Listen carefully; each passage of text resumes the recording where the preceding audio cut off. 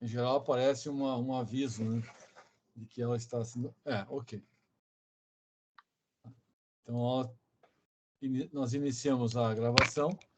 E aí, qual é a vantagem, né, de usar aqui o Microsoft Teams?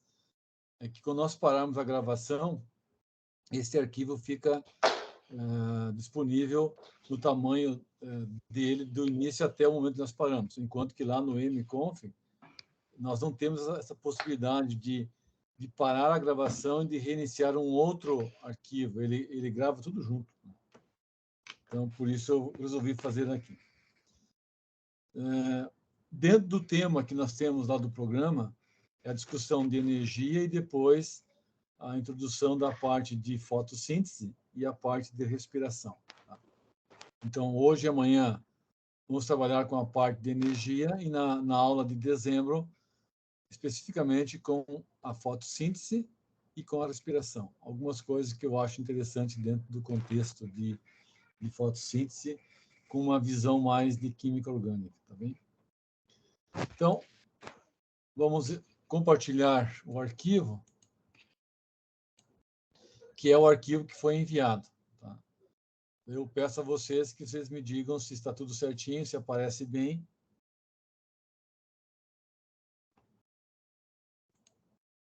Está certo? Sim.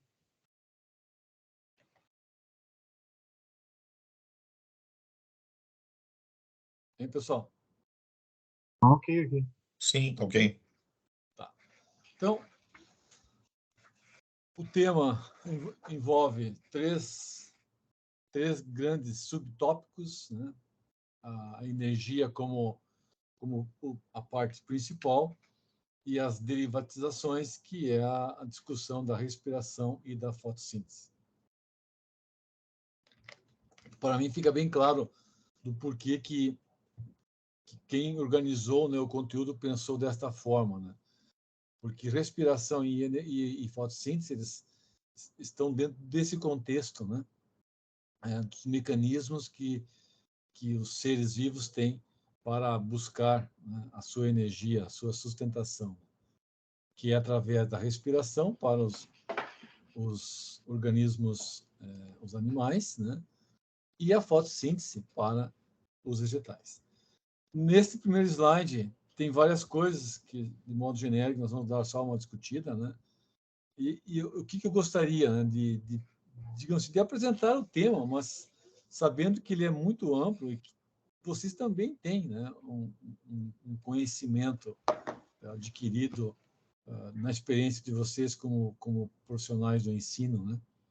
Então, assim, por favor, fiquem à vontade para discutir, para trocar ideias. No canto direito superior, eu deixei uma foto de propósito, né? Ela representa, então, formas de energia que nós temos. Uma delas ali é tradicional, obtida através de fontes fósseis, né? do petróleo. Mas a fonte mais fabulosa, a mais importante para nós é aquela que vem do Rei Sol, né? Então, a energia que vem do Sol, ela é abundante, ela é misericordiosa, né? Porque nos dá, através dela, a vida se expressa, né?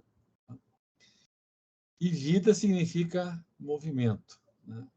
Movimento só é possível com energia. Tá? Então, aqui está posto como fonte principal de energia o Sol, mas evidentemente que nós temos outras formas de energia, né? Mas a principal que está posta aqui é o Sol. E a energia que vem do Sol vem através de processos que nós já sabemos, são processos de natureza nuclear, né? A fusão de núcleos, a decomposição dos núcleos, né, gera a energia fabulosa, né, que é utilizada por todo o universo. No caso aqui, por todo o universo do nosso sistema solar. Então, a energia, ela se expressa de duas formas, né? Energia potencial e energia cinética.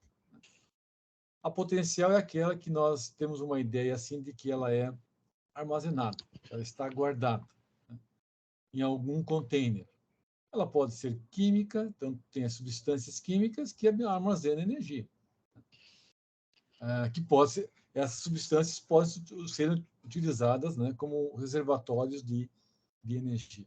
É só pensar nos combustíveis. Combustíveis são reservatórios de energia. Tá?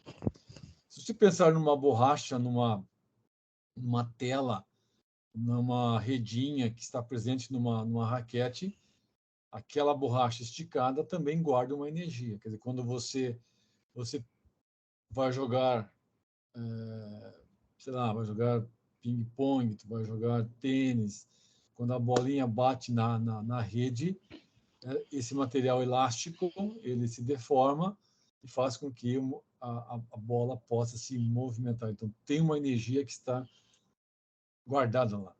A gravitacional, nossa, não, essa é fundamental, né? A elétrica, né? E a nuclear. Então, são energias, é uma forma de energia que nós chamamos de energia potencial. Depois tem aquela que se relaciona com o movimento, que é a energia cinética. Mas vejam que elas estão conectadas. Né? Elas têm efeitos distintos, mas a conexão entre elas existe. Né?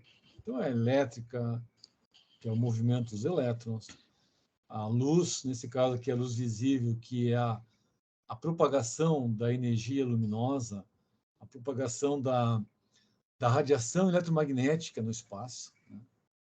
Então, é uma manifestação, né, desse caráter cinético da energia. Se você pensar aqui no vento, né, a parte térmica, aí no caso, olhando ali para um termômetro, em que a variação no bulbo do termômetro, naquela escala, representa uma grandeza, e essa grandeza, na verdade, é a energia térmica que está sendo medida em algum sistema.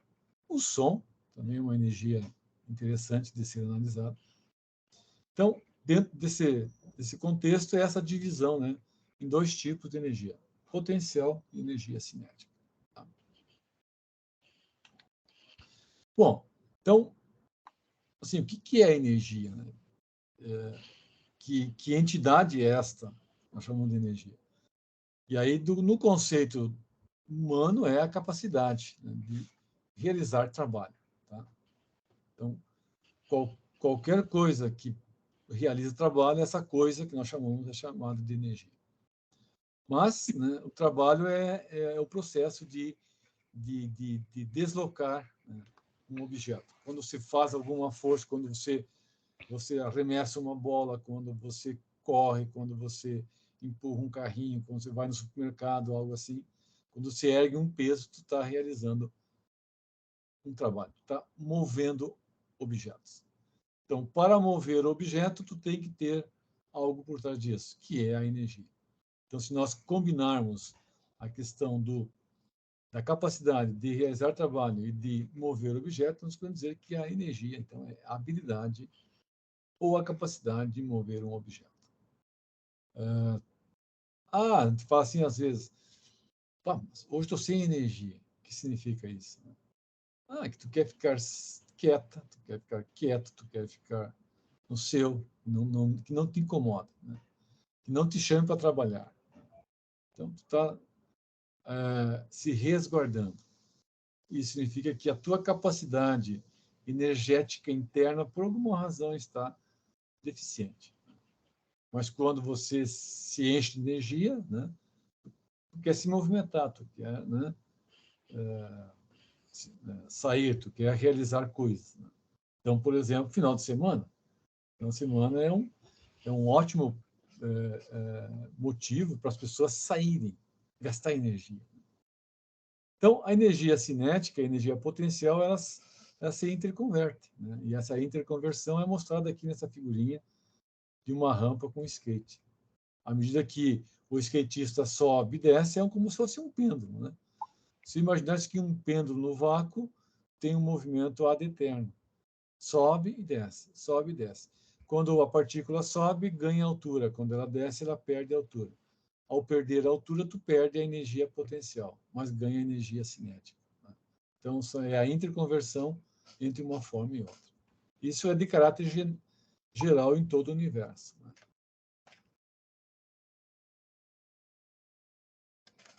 Aí, neste link aqui, onde eu tirei a figura, né, também se pode tratar matematicamente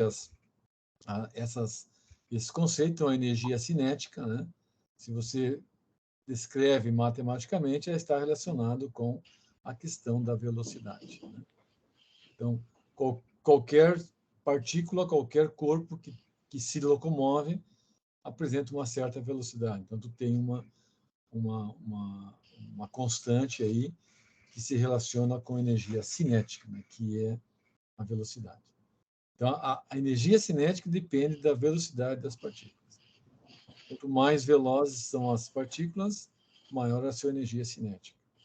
Isso tem um fator, por exemplo, depende da temperatura. Então, em temperaturas mais altas, as partículas se movimentam mais, então a energia cinética aumenta. Tá? E, por consequência, outras características do sistema também se modificam, como o caso do calor que nós vamos ver na sequência.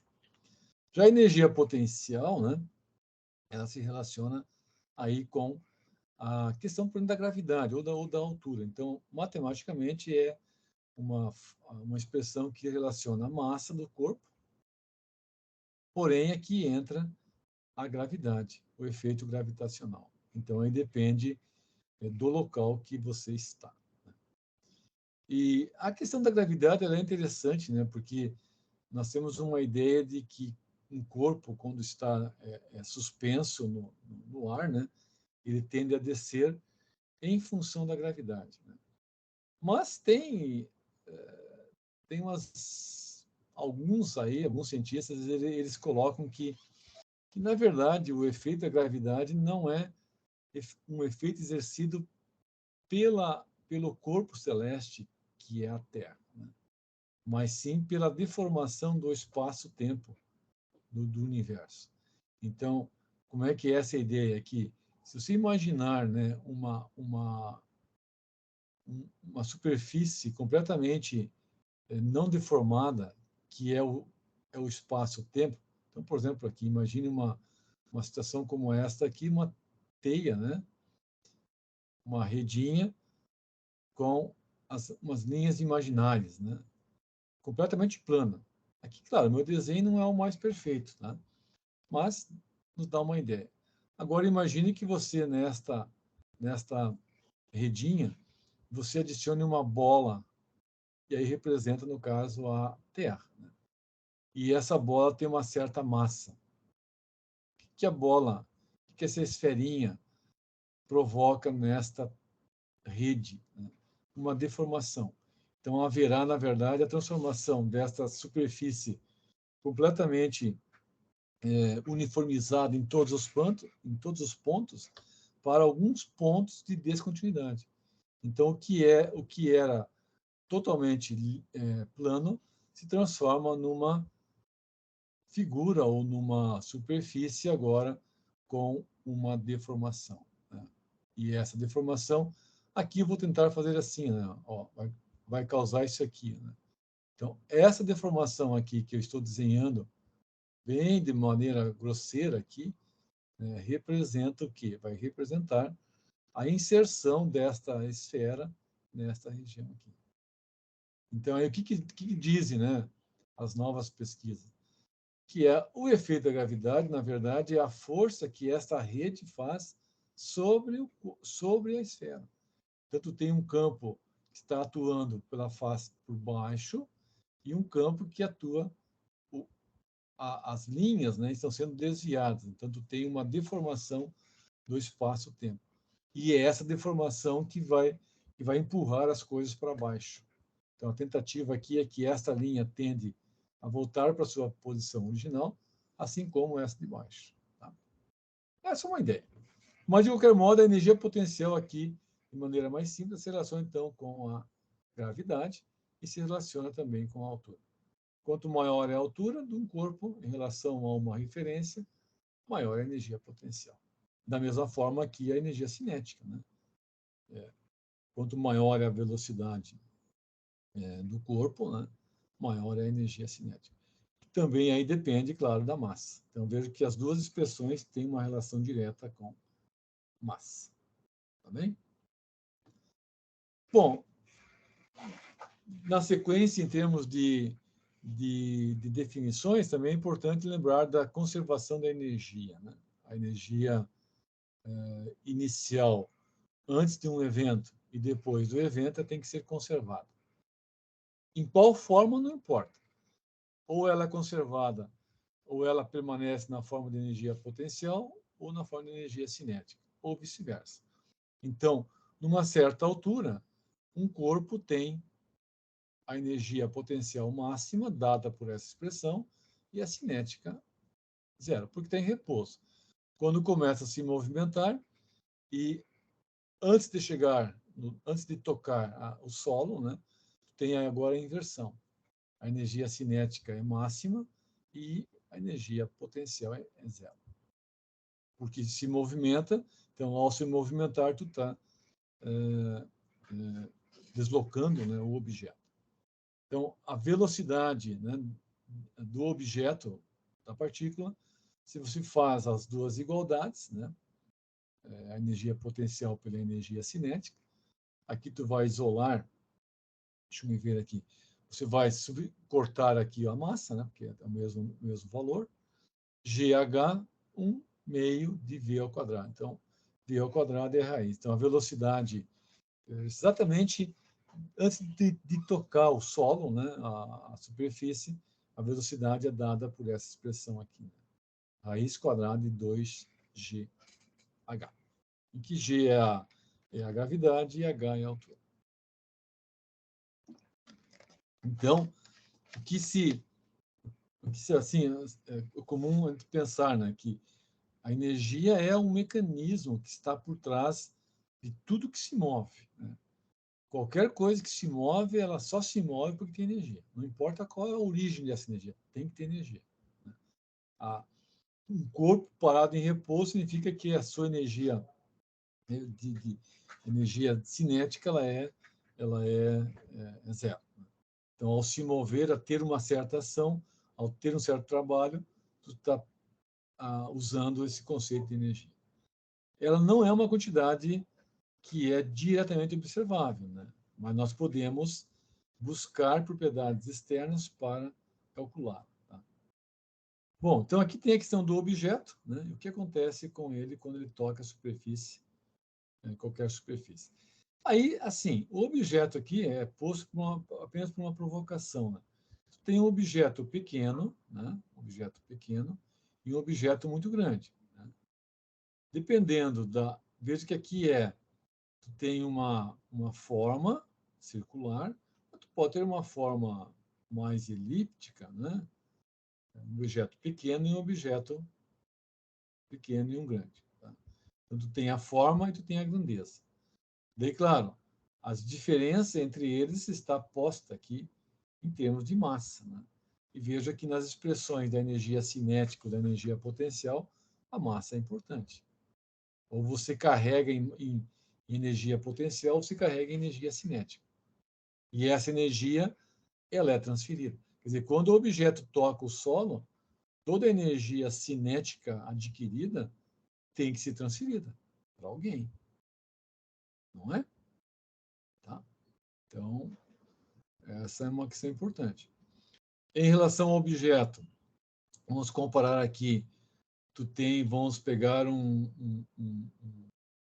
inseto, esses besouros pequenos que têm casca dura, e vamos pegar aqui um objeto maior, vamos pegar um elefante. Tá? Um elefante. Uma jaca, não, um elefante, uma jaca. E tu tem, digamos, uma árvore, tem uma árvorezinha. Tá? O desenho não está lá a melhor coisa. Mas o besouro está aqui e a jaca está aqui. Quando os dois caem, né, em direção ao solo, cada um tem um efeito em relação ao solo. E aí, em termos de natureza, né, a jaca ela tem uma casca externa mais flexível, tá? Mais mole. E já esse objeto pequeno tem uma casca mais dura, pensando num besouro. Isso é uma razão importante da própria sobrevivência. Né? E aí, como as massas são diferentes, a transferência de energia ao tocar o solo é completamente proporcional à quantidade de massa. Né? Então, tem uma transferência dessa energia para a superfície que recebe o objeto. Tá? Se nós falamos em energia, e aí eu quero destacar aqui o seguinte, eu estou puxando para este lado de discutir calor, energia na forma de calor, né? E por quê? Porque nós vamos discutir química, né? Alguns processos químicos. E os processos que nós vamos discutir, que é a respiração e a fotossíntese, eles envolvem uma variação de entalpia, né? Então, a entalpia é o calor de reação. Então, o calor aqui, por essa razão, estou puxando tudo para esse lado, né? Para discutir sobre calor e trabalho. Então, a equivalência entre calor, que é a energia térmica, e o trabalho, que é a energia mecânica, ela foi dada já em 1849 por Joule. Né? Então, famoso, né? A definição dele, a compreensão dele do que é o Joule. E se você olhar na história, ele é interessante, porque o Joule trabalhava com a parte de bebidas, né? De produzir cerveja, de produzir essas bebidas, e ele tinha que, de alguma forma, compreender nas trocas de calor para poder, digamos, obter a melhor bebida. Né? Um processo de fermentação exige, né, que você tenha um controle da temperatura, transferência de calor, quantidade de matéria. Então, a partir daí, ele estabelece esse conceito que é fabuloso, né? que é a quantidade de energia, né? Despendida, que é o calor, ou o trabalho realizado. Né? Então, aí vem a definição de Joule. O Joule, na verdade, é uma correspondência de uma força de 1 newton que nós aplicamos num objeto, num percurso de 1 metro. Né? E esse objeto tem uma massa correspondente de padrão. Né? Um objeto de 1 quilograma, ele é acelerado a uma aceleração de 1 metro por segundo ao quadrado, no espaço de 1 metro. Tá? Então, por isso que o Joule tem carrega, né, esta unidade aqui. Né? 1 quilograma vezes metro ao quadrado por segundo ao quadrado. Então, você separa isso aqui, tu tem metro por segundo ao quadrado. E isso corresponde à aceleração. E aí sobra o m aqui. E sobra quilograma aqui. Então, você tem que acelerar um corpo de 1 quilograma e essa aceleração será de 1 metro por segundo ao quadrado. Quer dizer, a cada segundo, a velocidade desse corpo irá aumentar em 1 metro por segundo.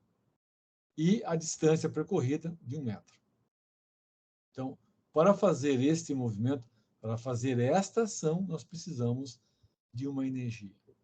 Então, essa energia é o calor desprendido, é o calor, aqui é desprendido. Não, despendido, que é o calor gasto. Tá? Então, isso é o Joule. Aí, se você olhar o que é o Newton, né, em termos de conceito, o Newton é uma força, né, que se exerce para mover um objeto. Né? Então, tu tem um objeto agora, de novo, por padrão, um objeto de 1 quilograma, tem que gastar uma força equivalente, né, para mover, né, esse objeto, né, para induzir nele um movimento que o objeto tem uma aceleração de 1 metro por segundo ao quadrado. Então, percebo que as unidades serão muito parecidas, né, entre Joule e força. Por isso que nós temos aqui a equivalência entre a energia térmica e a energia mecânica. A térmica você vai expressar em joules, mas o Newton, aqui é quilograma metro por segundo ao quadrado. Se pegar esta unidade aqui e simplificar desta aqui do Joule, sobra o M. Então, ó, Newton por metro também é uma expressão de calor, de energia. Né? Então, a energia mecânica se expressa em Newton por metro. A energia térmica se expressa por Joule. Mas tem equivalência. Ok? Alguma dúvida? Isso aqui na verdade, é revisitar, né? Revisitar esses conceitos de física, mas que são interessantes mesmo para a química. Seria interessante que vocês pudessem, por exemplo, usar esses conceitos. Quem trabalha no ensino médio, lá na parte de termoquímica, essas coisas todas, seria interessante olhar isso. Né? E aqui eu fiz uma cópia de uma página da internet, né? Que a força é uma influência que causa a mudança no movimento do objeto. Né? Em outras palavras, é a aceleração. Quer dizer, quando você põe um objeto em movimento, você está imprimindo nele uma velocidade e, por consequência, uma aceleração. Né? E o trabalho, o que é? O trabalho é um esforço. Sem esforço não chegamos a lugar algum. Quer dizer, sem trabalho, nós não progredimos, nós não temos movimento.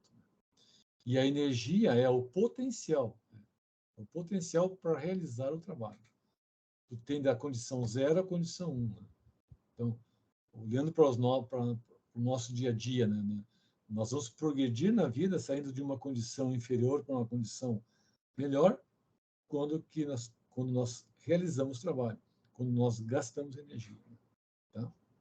Então, a energia é o potencial para fazer o trabalho e é gasta quando o trabalho é feito. Então, realizou o trabalho, gastou energia. Esse é o link entre eles. Né? Trabalho e energia não se dissociam. Quando você tem um trabalho feito, tu gastou energia. Okay? Depois, aqui, nessa lâmina, mais só para lembrar, né? A energia mecânica, né? Ela é uma soma da energia cinética e mais a potencial. E veja, pegamos o caso de um carro. Né? Quando é que ele se move? Quando é que o carro entra em movimento? Né? Quando é que ele apresenta a questão, ele expressa energia cinética?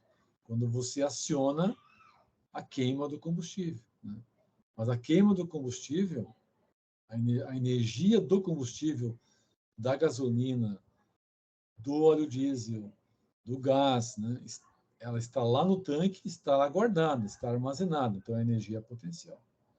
Então, parte daquela energia química que está armazenada nas ligações, ela é utilizada para mover o carro. Então, o movimento do carro é, na verdade, a parte cinética. Então, a soma das duas se dá energia mecânica. E aqui, nesse exemplo, o que acontece, então, quando tem uma pessoa que ela dá um chute numa bolinha, a bolinha irá o quê? Irá percorrer uma certa distância. Uma figura aqui pode ser um movimento não retilíneo, né? Mas que tem todas as características associadas. Né? A distância que percorre a perna, a força que a pessoa faz. Ao usar a força, tu está gastando energia, e a energia gasta faz a bolinha se movimentar. A bolinha sobe no ponto máximo, né? No ponto máximo, e aí, a partir daqui, começa a cair. Então, toda a energia cinética dada é transferida, né? Aqui tu tem o ponto máximo, né, de energia potencial. Então, toda a energia cinética dada ela é transferida para a energia potencial e a bolinha, então, sobe. Quando começa a cair, pela ação agora da gravidade, claro, né, a altura começa a diminuir e a energia cinética aumenta, né, e a energia potencial diminui. E aí é a soma, né, das duas expressões. Olha aqui, ó. A energia cinética é aqui e a energia potencial está aqui. Tá? Ok? Então, nesse quadro aqui, esses dois quadros, é interessante para que vocês tenham, né, um efeito comparativo entre alguns termos que são usados. Né? Por que eu estou me fixando na energia térmica? Né? Pela razão já posta anteriormente.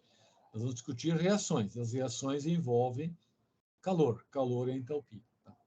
Então, a energia térmica, aqui resumido, né? A energia térmica e o calor.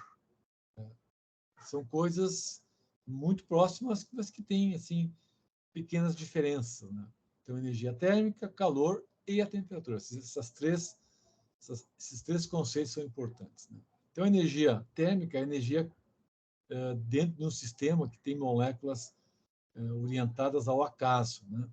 E essa energia contida nesse sistema, ela é responsável pela temperatura daquele sistema.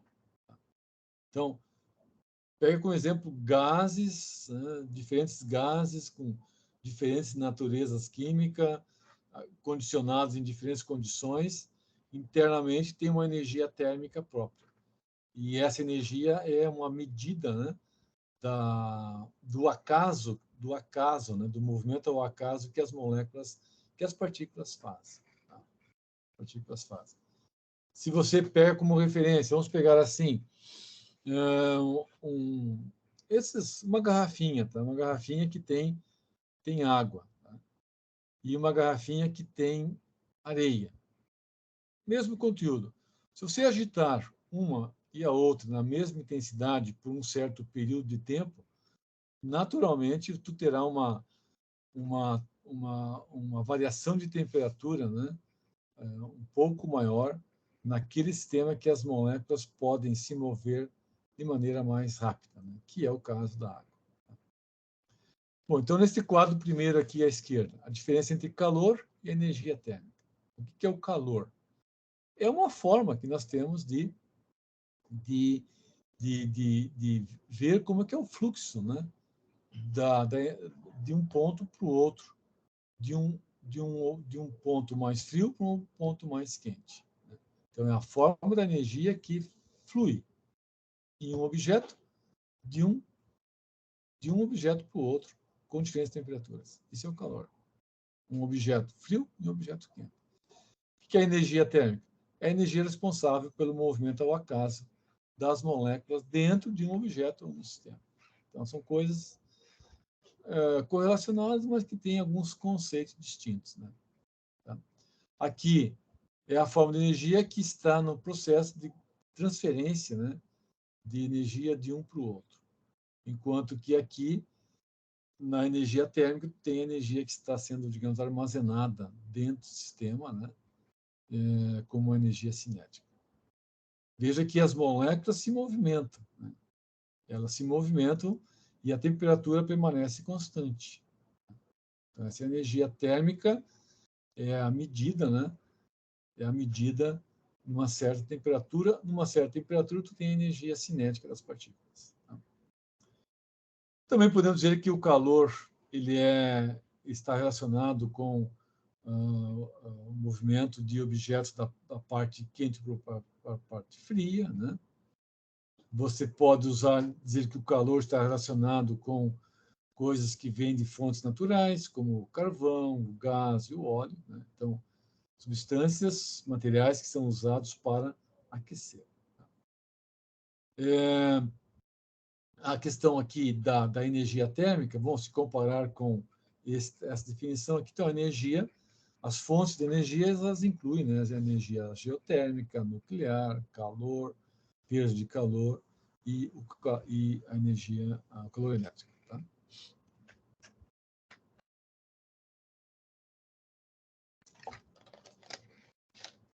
Bom, então, nesse outro gráfico é a comparação da temperatura, né? Se o calor e a energia térmica têm essa diferença, então o que é a temperatura? É, na verdade, a média, né? Uma medida média da energia cinética daquilo que forma um sistema, sejam átomos, moléculas ou partículas carregadas. Então, a temperatura mede exatamente isso. A temperatura da água, de um sistema gasoso, ele nos diz a energia cinética média daquelas partículas, né? Então, como comparativo, as características, temperatura e energia térmica, definição, é a média da energia cinética e a energia cinética total, energia térmica. Quais são os valores? Temperatura negativa e positiva. Já a energia térmica ela é sempre positiva. Tá? As unidades Celsius, Kelvin e Fahrenheit, tradicional, enquanto que para energia térmica tu vai usar o conceito de Joule ou calorias. Tá?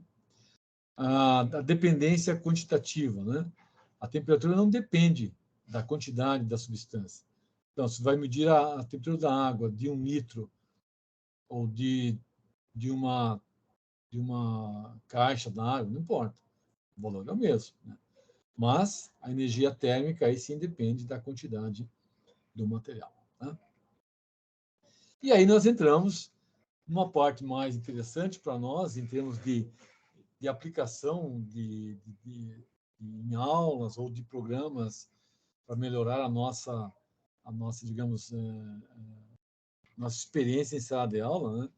Que é relacionar esses conceitos com aquilo que nós observamos no dia a dia, né? Que é a questão da fusão, da ebulição de materiais, do aquecimento, de misturas puras, misturas impuras, de misturas que têm o ponto de fusão constante, mas o ponto de ebulição não é. Misturas que têm o ponto de fusão variável, mas o ponto de ebulição é constante. Então, tem a mistura eutética, a mistura pura, e tu tem a eutética, as misturas eutéticas, a ponto de ebulição, fugiu o nome agora. Quando o ponto de fusão é idêntico e o ponto de ebulição não, é a mistura eutética e azeótropa. A azeótropa, tu tem o mesmo Azeotrópica. ponto. Hã?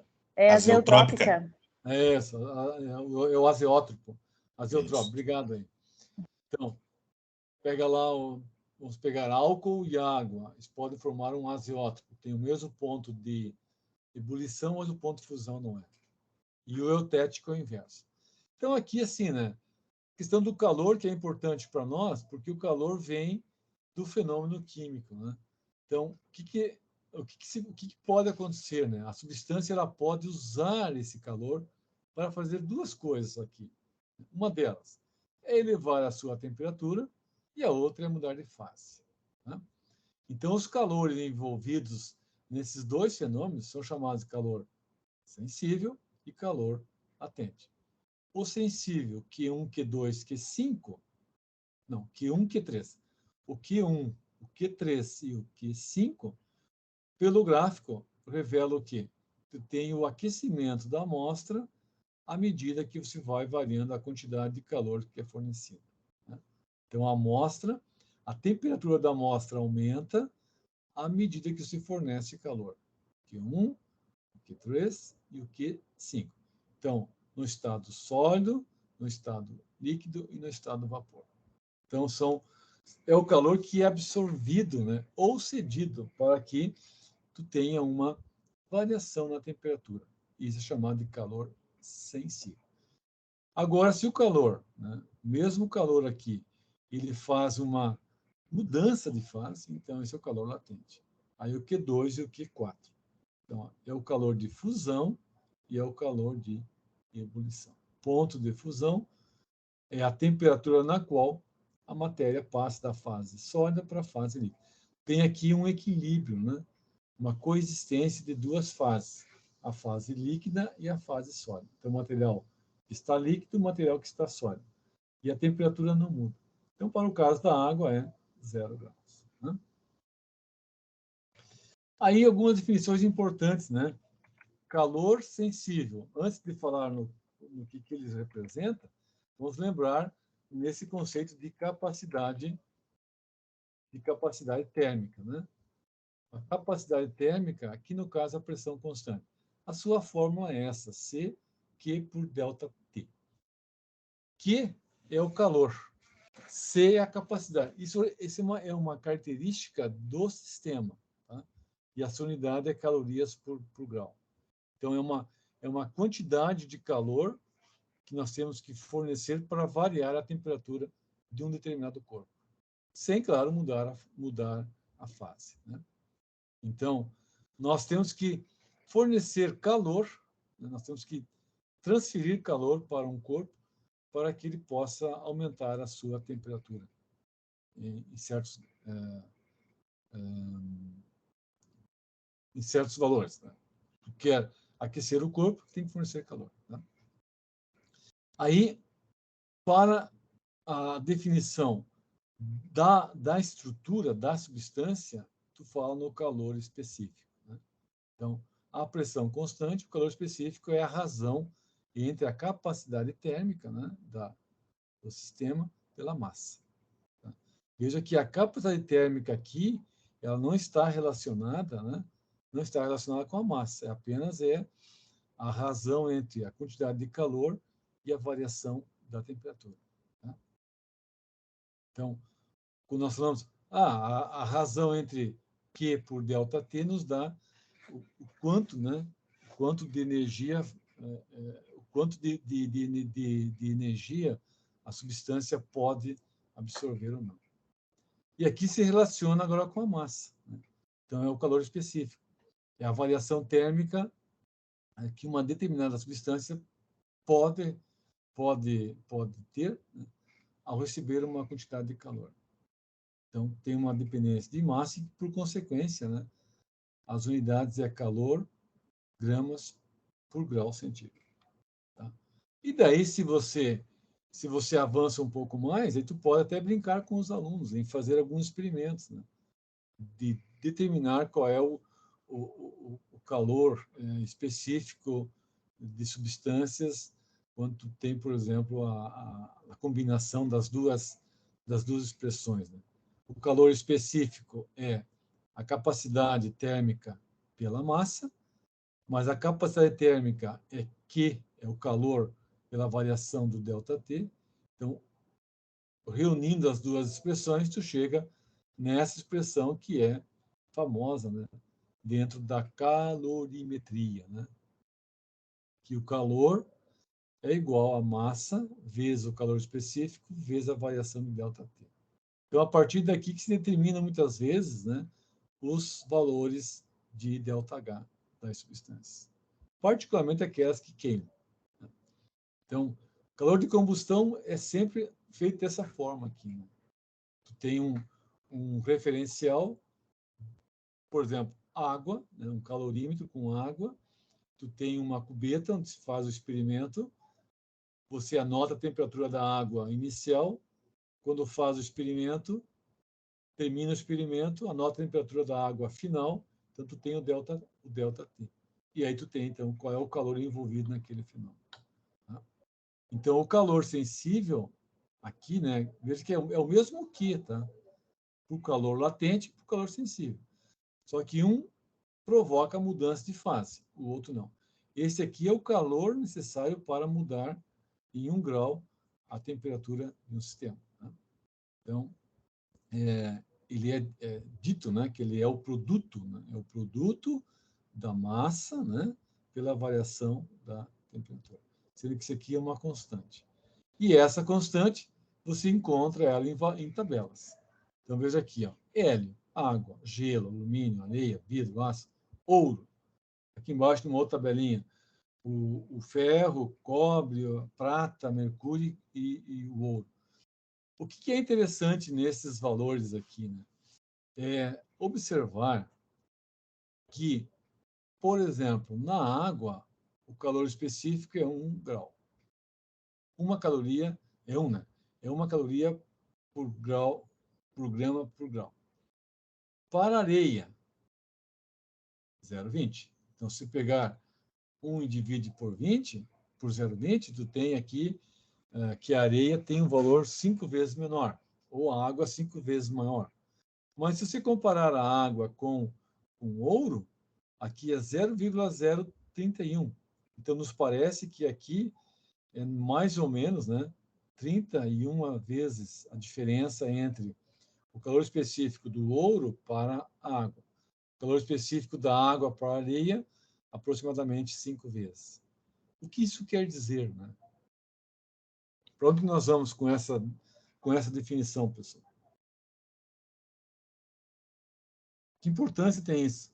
A água, ela vai esquentar, vai demorar mais para esquentar e vai segurar mais a temperatura, vai demorar mais para resfriar também, do que em relação à areia, por exemplo. A areia esquenta bem mais rápido e esfria mais rápido também. Exatamente. Exatamente. E com o ouro e o mercúrio? É mais rápido ainda ou mais lento? O ouro é mais rápido ainda. Mais rápido ainda. Então, se você fosse fazer um sensor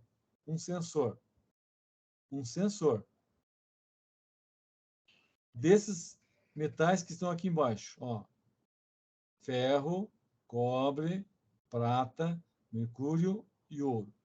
Um sensor, tá? Seja um sensor óptico, seja um sensor. Aqui nesse caso é um sensor térmico, o sensor pode ser elétrico. Qual desses metais é o melhor?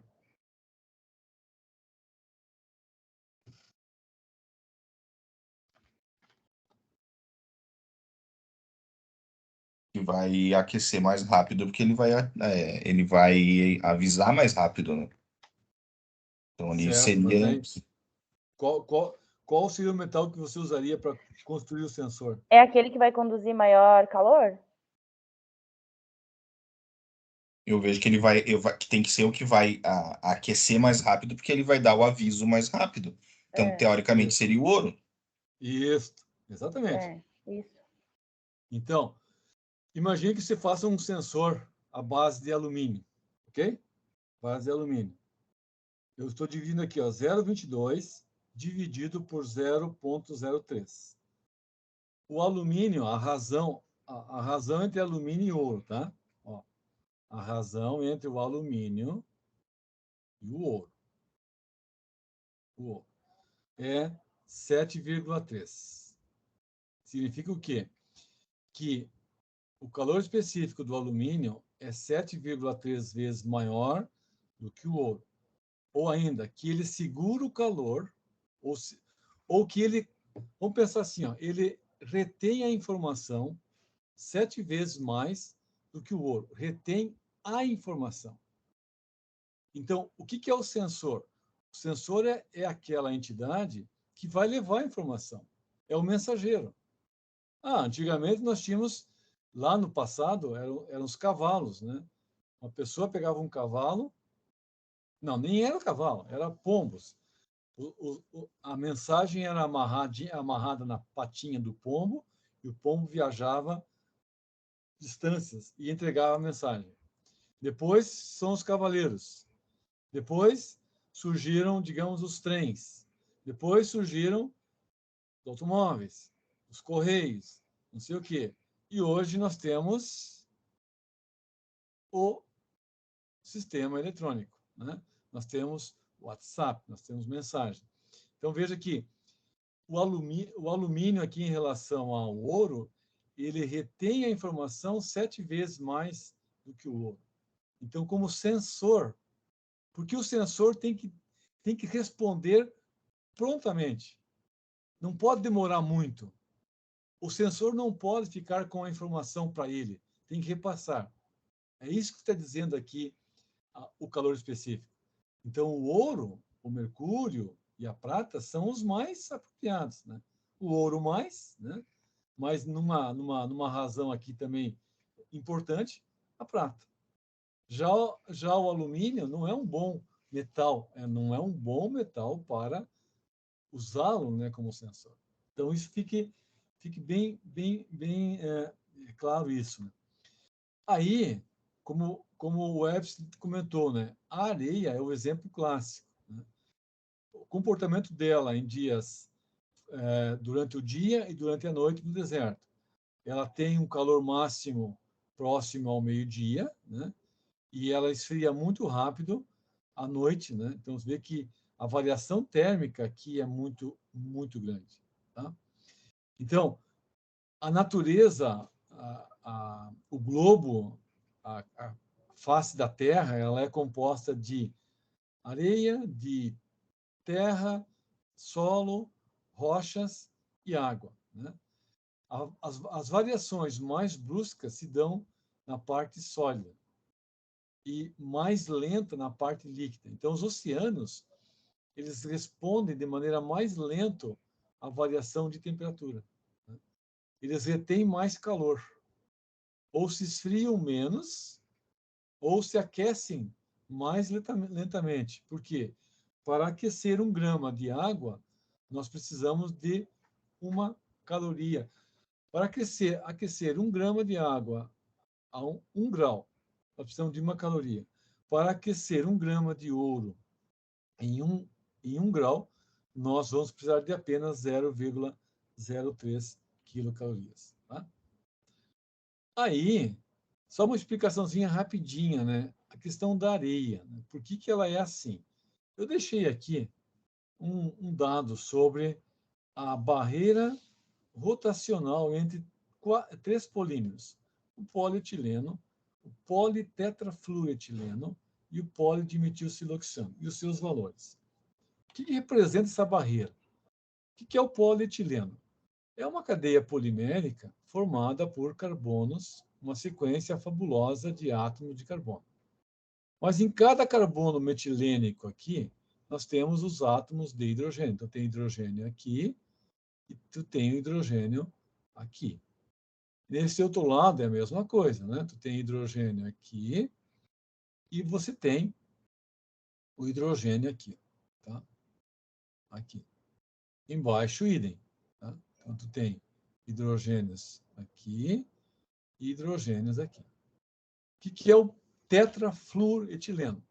É a mesma cadeia polimérica, porém agora nós vamos substituir os hidrogênios pelos átomos de flúor. Então, em cada átomo de carbono, um átomo de flúor. E aí tu vai repetir isso aqui de maneira a construir um material polimérico. Ok. Então aqui tem mais flúor, tá? Peguei uma parte. O que é o polidimetilsiloxano? É uma cadeia polimérica que tem a estrutura dele, um silício, né, ligado ao oxigênio, ligado ao silício, ligado ao oxigênio, ligado ao silício e assim por diante. Em cada átomo de silício, um grupo metila. Aliás, duas metilas. Peraí, show. Não vai aqui. Duas metilas. Está errado, tá? Não é aqui. Uma metila aqui e uma metila aqui. Então, dimetil, tá? Siloxano. Aqui um outro oxigênio, aqui um outro silício, e em cada átomo de silício, tu tem sempre 2 grupos metila. Muito bem. Observe que essa distância aqui corresponde à distância 1,3. Tá? Essa distância aqui corresponde também à distância 1,3. Tá? 1,3 aqui. E no silício é a mesma coisa, aqui. Ó. Aqui corresponde 1,3. Tá? 1,3 aqui. O que é 1,3? É o átomo 1, átomo 2 e o átomo 3. É o átomo 1, 2, 3. Átomo 1, 2, 3. Só que veja, esta parte aqui tem 2 hidrogênios aqui. Esta tem 2 flúoros. Tá bem? No polidimetilsiloxano, a inserção do oxigênio faz com que tu tenha aqui não átomos reais, mas sim pares de elétrons. Então, se diz que o oxigênio ele simboliza o coelhinho, né? Com as 2 orelhinhas. Tá? Com as 2 orelhinhas. Isto é o átomo de oxigênio ligado, no caso aqui, ao silício. Qual é a importância disso? É que as ligações aqui, elas podem rotacionar livremente. Elas podem. Só que para o polietileno, esta rotação tem um custo de 3,3 quilocalorias por mol. No politetrafluoretileno, o custo aqui é 4,7. 4,7. E no polidimetilsiloxano, este custo aqui é muito mais baixo. Por quê? Porque, veja, quando você rotaciona esta ligação aqui, que é o mesmo desta ou desta aqui, você vai encontrar os pares de elétrons do oxigênio, enquanto que aqui tu encontra o flúor, ou você encontra o hidrogênio. Então, naturalmente, tem uma repulsão aqui dos hidrogênios ou dos flúors muito maior do que a repulsão que se dá agora com o par de elétrons aqui. Então, a substituição dos pares de elétrons por átomos de hidrogênio ou por átomos de flúor esta troca dificulta o processo rotacional. Dificulta. Então, é muito mais difícil rotacionar no flúor, depois é mais difícil no polímero hidrogenado, e é mais fácil aqui. Então, o que significa mais fácil? Que a dissipação de energia é muito maior, é muito mais facilitada naqueles polímeros que têm a ligação silício-O. Isso é o polidimetilsiloxano. Agora, compara na areia. O silício da areia está assim, ó, SiO, SiO, e aí cada átomo de silício aqui está conectado a um outro oxigênio. Então, a razão, o porquê que a areia, ela comparativamente, por exemplo, com a água, por que ela consegue dissipar a energia mais facilmente, é exatamente isso aqui, ó. Esta rotação aqui, ela é muito fácil de acontecer num polímero à base de silício, no caso do óxido de silício. Ela é fácil de rotacionar. Então, a energia é gasta para rotacionar as milhões de ligações silício-O. Então, quando a areia se aquece, ela se aquece muito rapidamente e ela se esfria rapidamente. Por quê?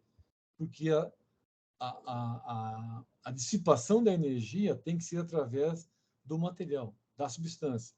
E a substância aqui tem, então, este processo rotacional que é muito mais facilitado. Comparativamente com a água, como é que nós enxergaríamos? A água tem, né, as interações entre os hidrogênios e o átomo de oxigênio. Então, de novo, cada molécula aqui tem que rotacionar, né? E esta rotação aqui é mais difícil em relação, né, ao silício. Então, a rotação aqui é mais fácil e aqui é mais difícil. Então, a dissipação de energia ela é mais fácil nesses materiais que têm, por exemplo, a ligação silício-O. E a origem dessa facilidade é a troca dos átomos, por exemplo, hidrogênio, por um par de elétrons. Isso facilita o movimento interno das cadeias. Se o movimento é facilitado, a energia diminui. Então, tem um mecanismo de dissipação de energia muito efetivo. E veja que daí a natureza, o que ela faz? Ela aproveita isso, né? Ela aproveita essa diferença de comportamento térmico para popular o globo terrestre em regiões com terra, regiões com areia, regiões com rochas, regiões com água. Nos oceanos, a variação térmica é menor. Então, a vida ali se prospera de uma maneira distinta, mais rica, né? Então, os animais que convivem no ambiente aquático, né, eles terão, digamos, uma variação térmica menor. Então, eles podem se adaptar de uma maneira mais ampla. Enquanto que na face da Terra, dependendo da região, é muito difícil, né, a adaptação. Tá? Então, pessoal, vamos dar